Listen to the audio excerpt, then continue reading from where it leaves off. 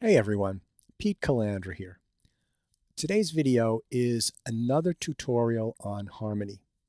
And in this video, we'll be taking a look at a small section from a Bill Evans composition. We're going to extract that and we're going to see how we can take the concept from what Bill did and come up with our own original material from that, and how we can assimilate that material and how we can do variations and different permutations of that material. Then finally, we'll take a look at how we can use these concepts and this material you've come up with, or that I've come up with, in some musical contexts. You know, harmony is a really important subject to me.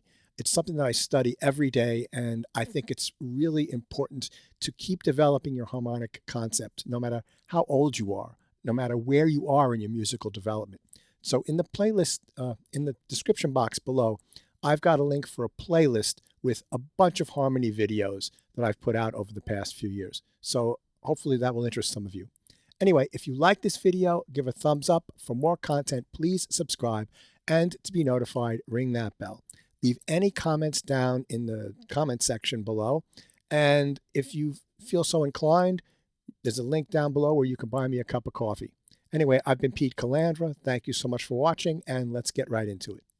Okay, so I don't have this written out, but the end of the original version of Waltz for Debby by Bill Evans, he does something really interesting.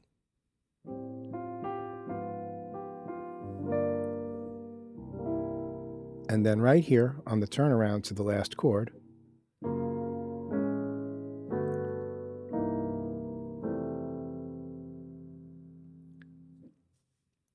what is that? So we're in the key of F, and we're starting on an A minor chord, the 3 chord. Then we're going to an A flat or G sharp diminished 7th, then 2, G minor 7th, C7, and instead of going to the F or from the C, going to a 3 6 2 5 turnaround. What he does is he goes out of the key. He goes to the flat 2 chord, right? So that's sort of like a deceptive cadence. So 2, 5, then G flat major 7th, which is the flat 2, A major 7th, which is the major 7th on the third note of the scale, F major scale, then G major 7th with a, right? And then C7, sharp 9,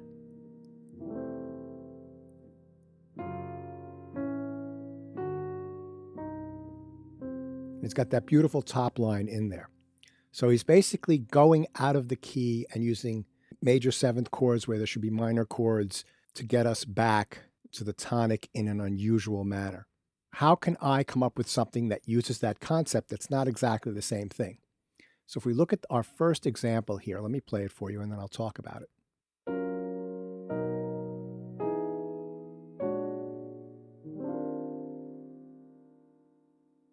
All right, so I'm in the key of E flat.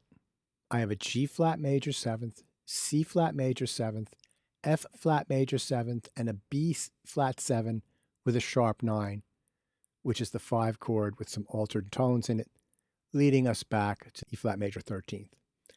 So what is this? Well, E flat major has a G natural, but E flat minor has a G flat and a C flat, right? So those first 2 chords can be thought of as coming from the parallel minor. Instead of doing something that's G minor 7th, C minor 7th, F minor 7th, B flat 7th, to E flat, which would be expected, we're going to borrow chords from another key for a little bit and then end up in the same place. And we're borrowing chords from a related key, the parallel minor, right? So the first 2 chords, G flat is the 3 chord in the parallel minor of E flat minor. The 6th chord is the C flat major 7th. And then now we're going to go down the circle of fifths to the F flat major 7th, which is the flat 2, similar to what Bill Evans did. And then we're doing a tritone substitution, going from the F flat or the E down to a B flat. And to keep the borrowed feeling, I'm using an F sharp and a C sharp, which enharmonically are a G flat and a D flat, which are found in the E flat minor scale. So I'm holding that thought. And that gives us a really nice upper voice also. Fourths. Do-da, do-da. The first thing to do is to look at some of these voicings, right? So we've got an open voicing here, root, fifth, seventh, and third. And then we jump the fifths down, right? We've got the third, the seventh, and the third. And then the same kind of voicing as the first chord, F flat, C flat, E flat, and A flat. And then now, B flat and A flat, which are both in E flat minor and E flat major, the D from E flat major, and we keep these, the F sharp, which is the sharp fifth of this chord, and it's found in the E flat minor scale, and the C sharp, which is the sharp 9, and that C sharp is enharmonically a D flat, which we would find in the E flat minor scale, and then resolve it nicely. And then texture-wise, we've got 4 notes, 5 notes, 4 notes, 5 notes, and then 6 notes. And you could make that last chord C, F, B flat, E flat, and G in the left hand. E flat, G, C, F, B flat. That also sounds nice. Okay, so you do this, and then you learn it in all 12 keys, and you're good to go with the first part of this, right? And I've started the transposition for you, so let me play through the first 2 lines of this exercise.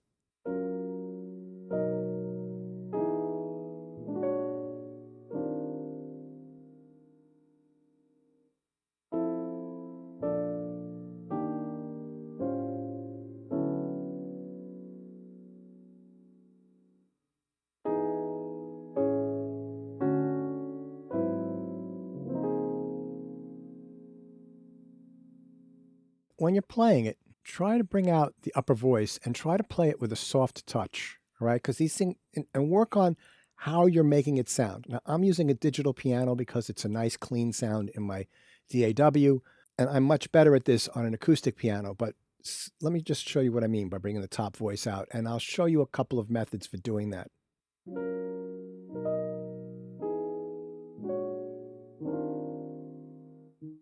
One way of learning how to do that is to play the upper note first, and then softly play the rest of the notes.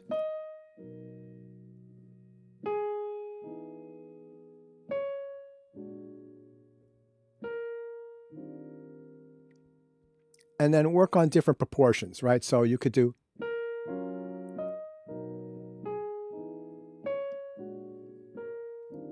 or you could do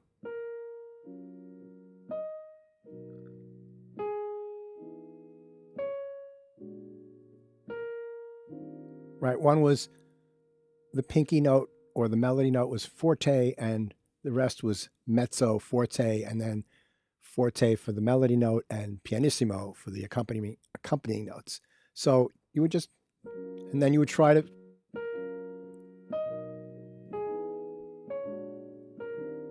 get them as close as you can together. And that will be a good start to learn how to get that sensitivity in your hands. You got to practice that for a long time. Do it relaxed. Don't grab. Don't press down on the keys with force after you've played the chord. Just be nice and relaxed, and don't go crazy with this, and don't do bigger stretches than your hands can do, because I don't want anybody to get hurt. So you've gone through this. You've learned this in all 12 keys. Good first step. And also say the names of the chords. G flat major 7th, C flat major 7th, F flat major 7th, B flat 7 sharp 9, augmented 5th, E flat major 13. Know the names of the chords that you're playing. I'm using F flat here because that's enharmonically correct. It's the flat 2 chord. It's not the +1 chord. let's move on to our next use case for this, or next way of ingesting this and learning this and expanding upon this, which is at measure 7, this line here. So I'm going to play the first one and then I'm going to talk about it.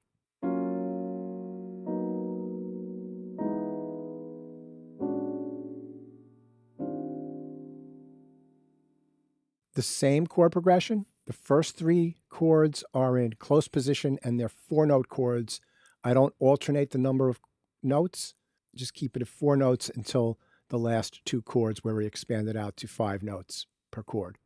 So we've got a G flat major 7th in root position, then a C flat major 7th over G flat. So we're just taking the top 2 notes, moving them down in whole steps, both of them.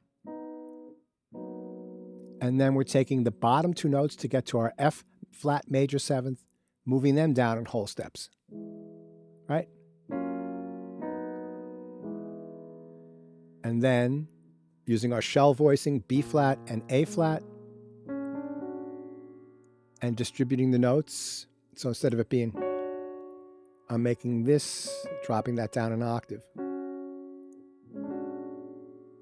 So on the last chord, instead of it being all of these notes, I'm just taking the top note and losing it. That's all I need. Don't need the 5th in there. Work something out, and then transpose that to all 12 keys. This is the way that you learn and assimilate this material. You take the original concept, you work it so that you can play it in all 12 keys, and then you start thinking about how you can extract the most amount of usage out of that original idea. And one of the ways is to methodically plan out, calculate, even if you have to write it out, the different inversions, the different ways of voicing these chords, and learn those as well. Let me play the next one and we'll talk about what it is.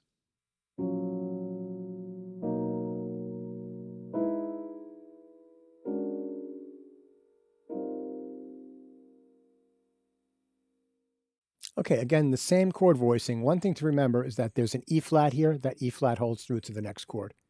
So here we have our G flat major 7th, but this time it's over a B flat. So what is that chord? Well, if we take that B flat and we jump it up an octave, we get a G flat major 7th with the 7th as the low note, or 3rd inversion. So then we take the 2nd note from the top and drop it down an octave, and we've got our drop 2 voicing. And then moving to the next chord, if we take that bottom note and jump it up an octave, we have a C flat major 7th in 2nd inversion. So we're going from 3rd inversion to 2nd inversion, and our outer notes are moving in tenths, which is very nice. And then the next chord is a similar inversion as the first chord, taking that A flat and dropping it down an octave. And then this one here, it's 5 notes.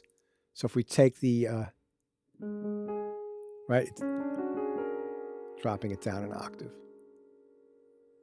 Now, this gives us a really nice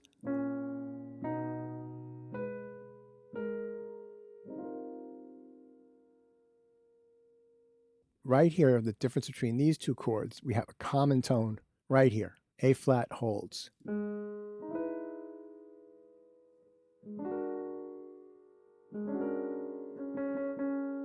And then between this chord and this chord, the top note holds. All right? So that's very smooth voice leading. Again, take this, learn it in all 12 keys. Got a nice top note, top line, and a nice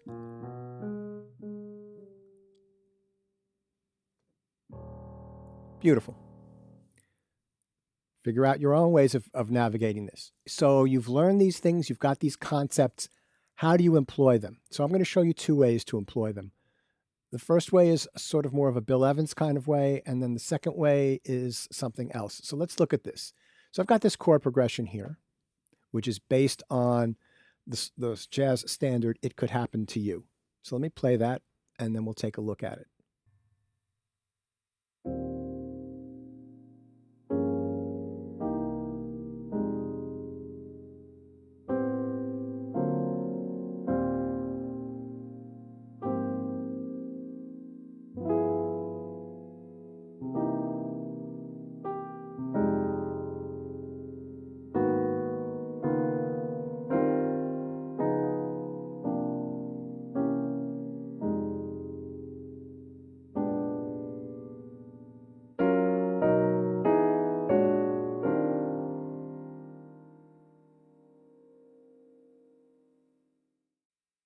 You could also do this at the end.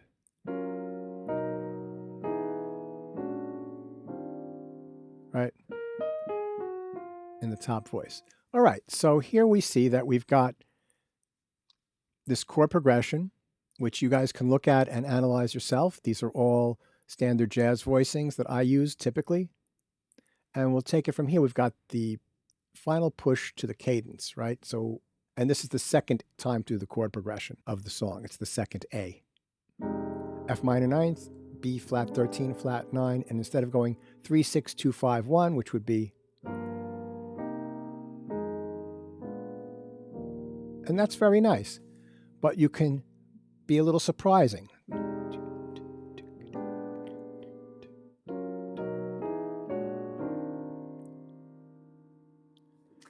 It's beautiful. Let me know in the comments below if you want me to analyze what I'm doing here, and I'll make a short video about what these are.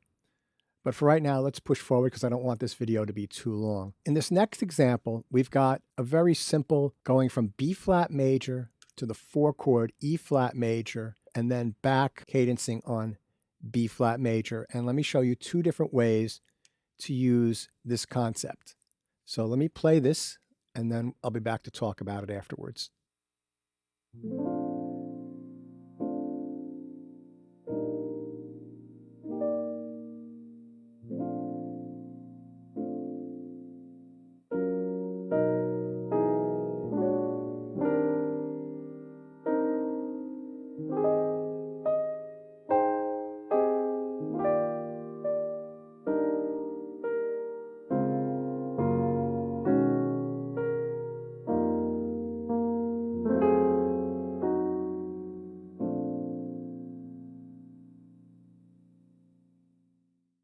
The basic shell of this is B flat, E flat, B flat, 1, 4, 1. So what I'm doing is using the parallel minor of where we want to get to.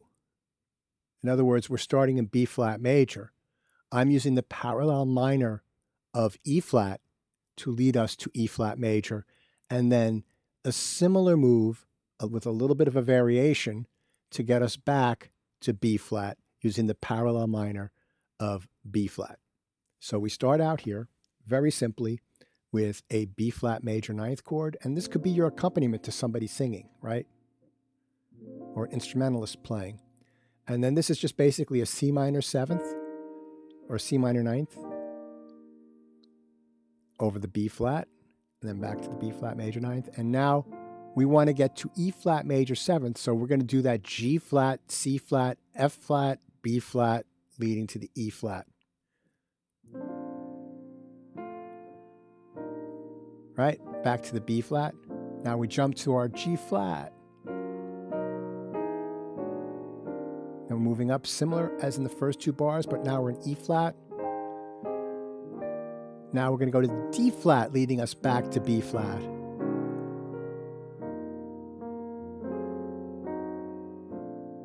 Right? Okay, so we've gone over this, so we know what that is, right? I'm just using it to get to the 4 chord. And that's perfectly acceptable because typically what you would do is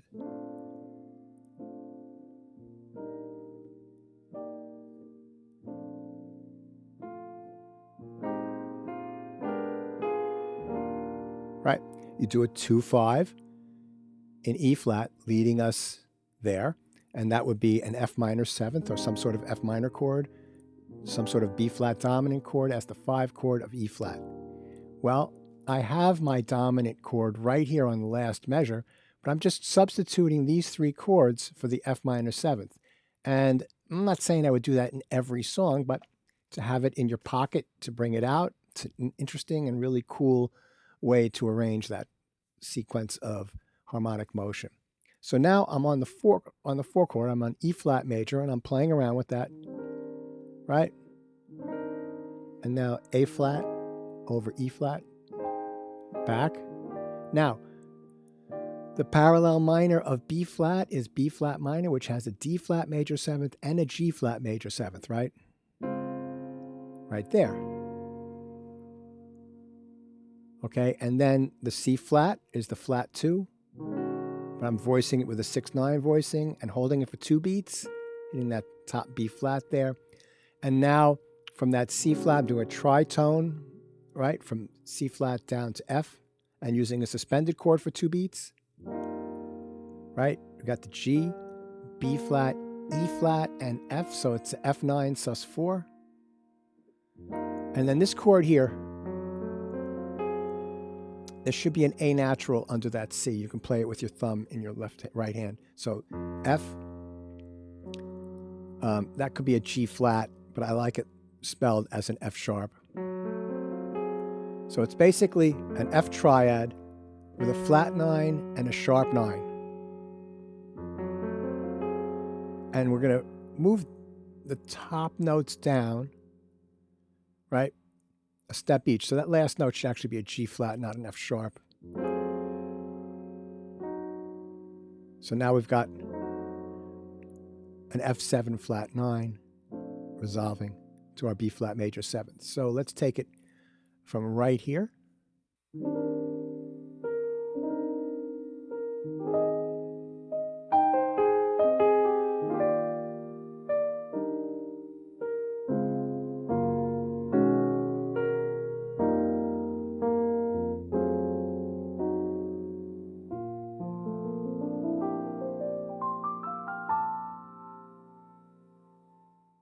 Yeah, I love it. It's beautiful. The whole thing together, it's really nice, and it really an interesting thought. You know, you take something very simple. There's nothing complex here that's going on in terms of, I'm not playing 5 million notes a minute. I'm not doing all sorts of arpeggios and just things that are sound technically difficult. But there's a sophistication and a grace to this type of work that adds what I feel like is ear candy and emotion to what you're playing. So let me just play this little bit again, and I'm going to improvise around a little bit with it, very subtly, but you'll hear it.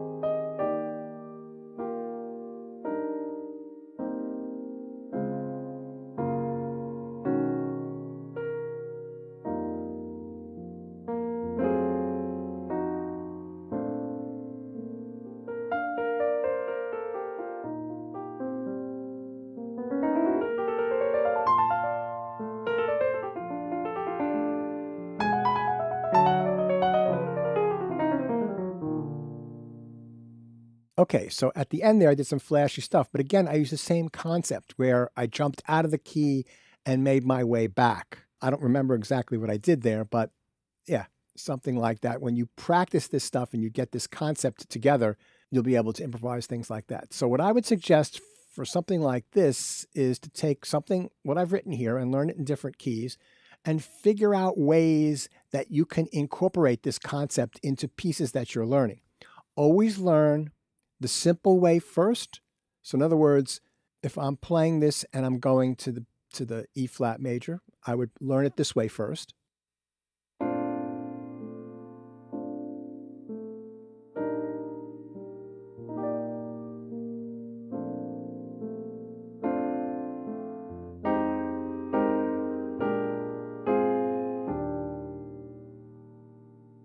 Right, with the standard F minor 7th, B flat 7, 2-5 leading to the E flat.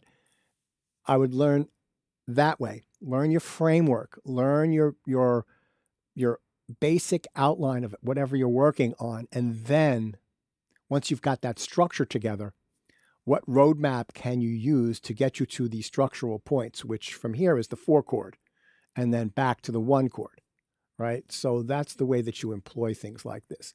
But you have to understand these concepts. You have to come up with some of your own and write them out.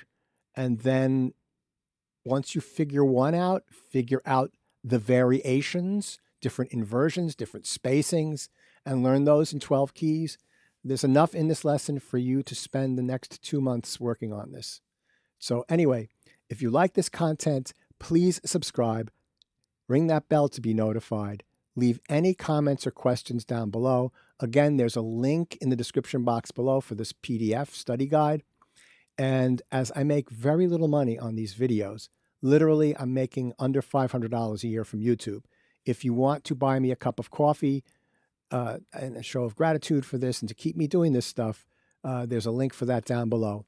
No pressure on that. I'm just happy if people watch these videos, but a nice benefit would be a cup of coffee. Anyway, I've been Pete Calandra. Thank you so much for watching, and I'll catch you on the next one.